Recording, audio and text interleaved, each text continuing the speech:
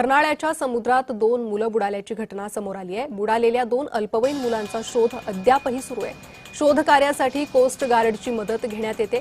हेलिकॉप्टरद्वारे समुद्रात हवाई शोध मोहीम राबवली जाते, मात्र अद्यापही दोन्ही मुलांचे मृतदेह हाती लागलेले नाही।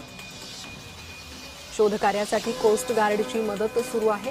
अर्नाळा या ठिकाणी समुद्रकिनारी 2 अल्पवयीन मुलं बुडालेली आहेत। मुलांचं शोध कार्य सध्या सुरू आहे।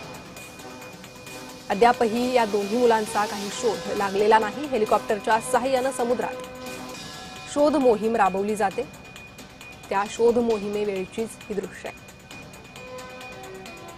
अर्नाळा समुद्रकिनारी पर्यटनासाठी आलेले असताना ही दुर्दैवी घटना घडलेली आहे।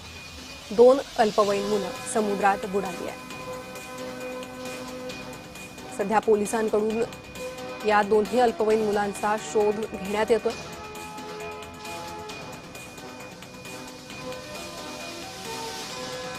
अधिक माहिती या संदर्भात घेणार आहोत। आमचे प्रतिनिधी जयराज राजवडे सध्या आपल्यासोबत जोडले गेले आहे। जयराज, साधारण कधी ही घटना घडली होती आणि अजूनही शोधकार्य सुरू असल्याचं कळतंय।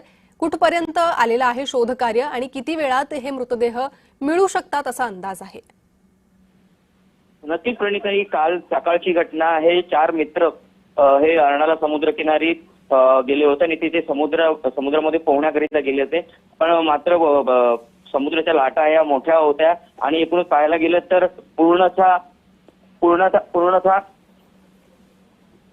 या पूर्ण घटनेमुळे हळहळ व्यक्त केली जात आहे। कारण की जी काही घटना घडलेली आहे त्या घटनेमुळे जे 4 मुलांचे जे परिवार आहे तत्काळ तिथे अर्नाळा इथे दाखल झाले आणि पोलिसांना तक्रार केली। पोलिसांच्या मदतीने इथे 2 मुलांना वाचवण्यात यश आलेलं आहे आणि एकूणच पाहायला गेलं तर दोन जी मुलं अद्यापही बेपत्ता आहेत, जे बुडालेली आहेत, त्यांचा अजून शोध लागलेला नाहीये। मुंबई कोस्ट गार्ड, स्थानिक पोलीस आणि अग्निशमन दल हे अद्याप प्रयत्न करत असल्याचे पाहायला मिळत आहे। प्रणिता जी, जयराज, धन्यवाद या सविस्तर माहितीसाठी।